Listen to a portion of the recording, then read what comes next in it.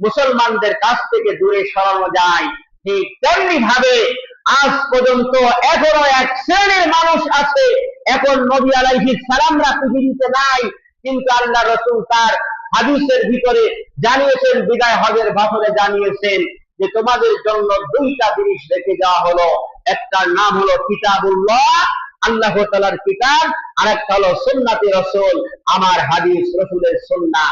অর্থাৎ এই দুইটা জিনিসকে যদি তোমরা আঁকড়ে ধরো, তোমরা দুনিয়াতেও শান্তি পাবে এবং আখিরাতেও মুক্তি পাবে। সবাই বলি সুবহানাল্লাহ। এবং আদর্শের ব্যাপারে বলা হচ্ছে যে তোমাদের ভিতর থেকে আমরা তো নবী, আমি নবী, শেষ নবী, তার নাম কি? মুহাম্মাদুর রাসূলুল্লাহ। তিনি তো দুনিয়াতে আর নাই, আছে নাকি?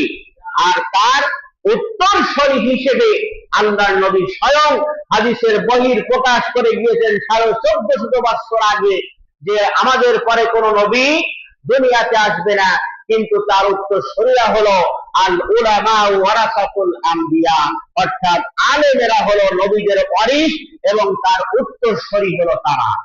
আছে না নাই? অসংখ্য আলেম পৃথিবীতে আছে, কিন্তু সেই আলেমের পিছনেও দুনিয়াতে অসংখ্য মানুষ রয়েছে যারা আবু জেহেল, আবু লাহাব, উতবা, সাইবা, মুগিরা, নমরুদ, ফিরআউনের মতো আলেমদের পিছনেও তারা কিয়ামত পর্যন্ত শয়তানি করবে। এদের শয়তানি কখনো থামবে না। কথা বলেন ঠিক কিনা? এখনো আছে না? অসংখ্য মানুষ আছে। ওই নবী আলাইহিস সালামদের উত্তরসূরি যেমন আলেমেরা, ঠিক তেমনি ভাবে তার উত্তরসূরি পৃথিবীতে অসংখ্য আছে, তারা নমরুদ, ফিরআউন, আবু জেহেল, আবু লাহাবের উত্তরসূরি। আছে না নাই? এরা কিয়ামত পর্যন্ত থাকবে। অর্থাৎ যেখানে ভালো কোনো কিছু দেখতে যাবে বা করতে যাবে আলেমেরা, সেখানে গিয়েই তারা সর্বপ্রথম বাধাগ্রস্ত করবে। করবে কি করবে না?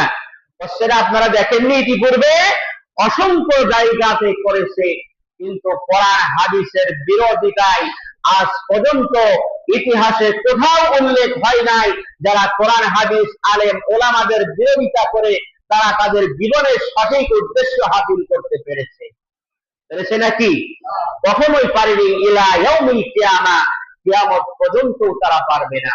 এজন্য সম্মানিত উপস্থিতি, আমরা এই যে চারটা কথার ভিতরে সর্বপ্রথম যে কথাটা আল্লাহ উল্লেখ করেছেন যে কুল ইন্নাস সালাত, আমরা সর্বপ্রথম বলবো কি যে নামাজ, অনুষ্ঠি এবং আমার কোরবানি। এটা কার জন্য হবে? আল্লাহ তাআলার জন্য হবে।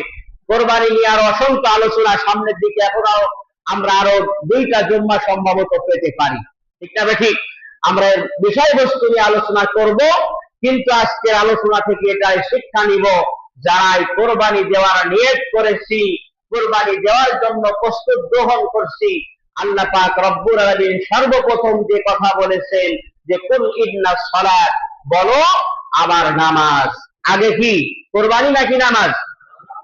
সবাই বলেন আগে নামাজ, তারপর বলা হচ্ছে অনুষ্ঠি, এরপর হলো আমার কোরবানি, ওয়ামাহিয়ায়া, আমার হায়াত, ওয়ামামাতি, এবং আমার মাউত, লিল্লাহি রাব্বিল আলামিন, সবগুলি কার জন্য? আল্লাহর জন্য।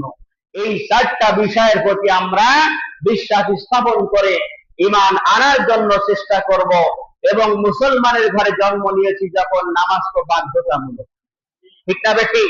আল্লাহ আমাদের সকলকে যেন এই 4টা বিষয়ের উপর আমল করার তৌফিক দিন, এবং কোরবানির বিষয় ভিত্তিক আলোচনা আমরা সামনের দিকে আলোচনা করার জন্য চেষ্টা করব।